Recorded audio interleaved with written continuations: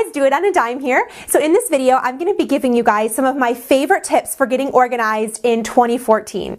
I am just an average girl. I'm a wife, I'm a mom, I'm a teacher, and I'm a YouTuber, and I'm just trying to balance this beautiful thing called life. The tips that I'm going to be sharing with you guys are all really budget friendly and things that help me in my own crazy life to stay organized. So I hope you enjoy them.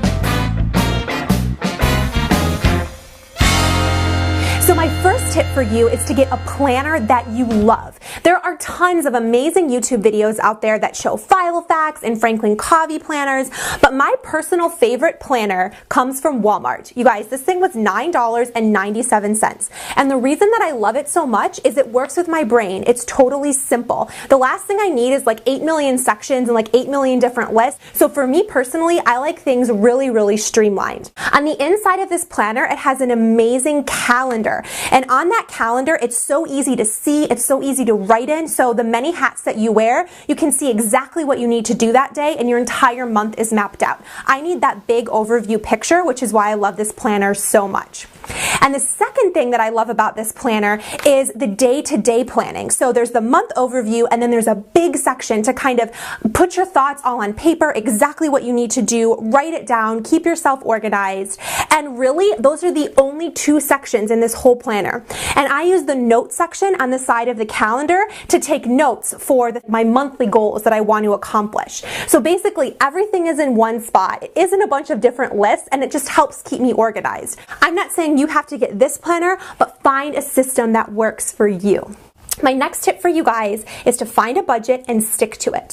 For me, that's shopping at the Dollar Tree and finding things that I already have. Because I find, and maybe this is just for me personally, but if I use my mind really creatively to organize a space, it is 10 times more likely to stay that way. And I'm going to be totally honest with you guys. When I first started my journey to really wanting my house to be orderly and organized and putting a lot of effort into it, I started with my bathroom closet, okay? And it was super messy. It wasn't functioning. We just kind of threw things in there. And I'm not gonna lie, I went to the container store and I found some containers that fit the space. I was like, yes. And I thought that they were a little cheaper than they were. And then I went to checkout and the price was over $100. I bought $100 worth of bins at the container store. And I got home and don't lie. Don't pretend like you've never done this, like you buy something and you have like instant guilt, but you're like, whatever, and you go home with it. So I go home and I organize it and it looked pretty good. I was like, okay. And then I sat for it for a day and I was like, Catherine, what are you doing? Why did you just spend $100 on organizing products when I know you can do this for cheaper? So that next day I went to the dollar store. I bought a bunch of dollar bins and I reorganized it and I was just so incredibly happy with how it turned out. It was orderly, it was budget friendly, and honestly, I think it turned out even better than the container store version. Another really important element of staying organized this year is to make sure that you are purging frequently. I've said this in a lot of my videos, but it's super important. If you're having trouble fitting something in a space, a lot of us don't like to believe it, and sometimes I don't like to believe it either. It means you have too many things and it's overwhelming your life. Get rid of it. And I find myself too having a really hard time letting go of things. I'm like, oh my gosh, I could use this later. I don't want to throw it away. It makes me scared to throw things away. My tip for you is to give the clutter that you're getting away a halfway home.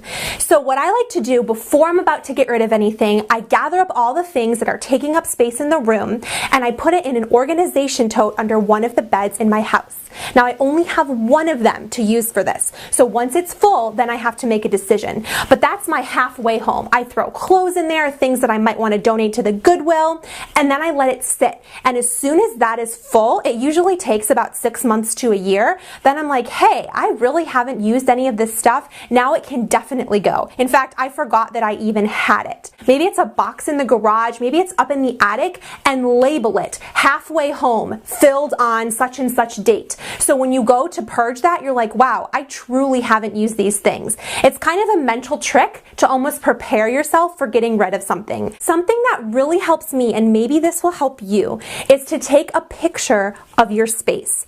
And then you can really look at it and say, wow, this is what's cluttered about it. Because sometimes when we live in a space, there becomes extra clutter that we stop seeing because you're so used to seeing it. And as soon as you remove those things from a room, all of a sudden it feels more organized and less cluttered. It's about once a year, I go through a room in my house and I clear out 5 things from that room. I have to find 5 things that are sitting out that don't need to be there anymore.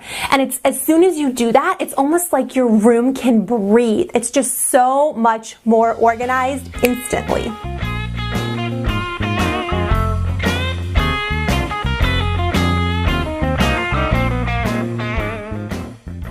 Another thing that I do to help keep my home clutter-free is I find the place in my house that's going to become my clean zone. And each of my rooms in my house has one of these, and I'm sure you do too. It's a place that I always start, that I know if I start cleaning there, I'm more likely to do the whole thing and it's going to stay orderly. In my bedroom, that place is the bed. If I start by making my bed in the morning, then I start by picking up maybe a piece of clothes that's on the floor, or laundry, or things that didn't get put away, or something that's waiting for its home. So find that spot that you know what it is, and if you have to, make a post-it note and stick it on your wall to remind you. Start here and you're way more likely to be successful. So my next tip for you guys is to get your family on board with your organizing journey. This is my husband Charlie, this is my son Carson. He's 6 months old, he gets a free pass. But basically, we consider our organizing and keeping our home organized a family affair. And so you guys know, I haven't prepped Charlie for any of these questions. I didn't tell him anything about what I was going to be asking him, so these are just his genuine responses. How do you think that, what do you think your role is in keeping our house orderly? I guess trying to stick with the systems that are in place. I don't think them up, but I can help them stay in order. And I wouldn't say that Charlie is naturally orderly with stuff around him. He's super organized with dates and keeping stuff in his head and at his job. But in terms of making it a priority at home, it wasn't something that was really necessarily important to you, but it's something that you're keeping up with. So what kind of systems do you feel like you keep up with that you're now following through and you're glad that's there? The filing system is really good. I'll put a link in the description to anything that he's mentioning if you guys want to see a video, because I probably did a video about it. Yeah, because our files were really disorganized. Actually, your files were even more disorganized than mine before this started.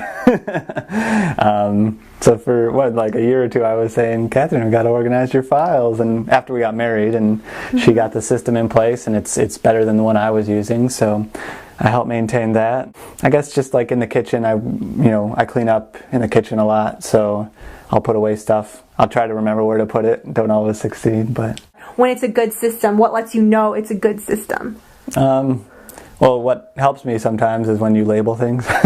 Because if I didn't think up the system, I can't read your mind always on where you want stuff. It might make sense to you, but not to me. Do you think having an organized house makes our family unit smoother and our life easier when we have order? Yeah, it's easier to find stuff usually. We all can know where things are rather than just one of us. Good stuff. I truly, from the bottom of my heart, hope that you guys found this video helpful. This is just on my heart, sharing with you guys things that have really helped me. I hope that it in turn helps you. Please subscribe to my channel if you want more organizing tips. Share this video if you think it would be helpful to somebody, and it would mean the world to me to hear your guys' comments. Leave them down below, send me a Facebook message. Send me a Facebook. Wow, Catherine. You guys can do anything you want to communicate with me your journey of organization, because I believe in you guys and you all inspire me. So I hope that you have a blessed and wonderful year, and I will see you in 2014. Bye.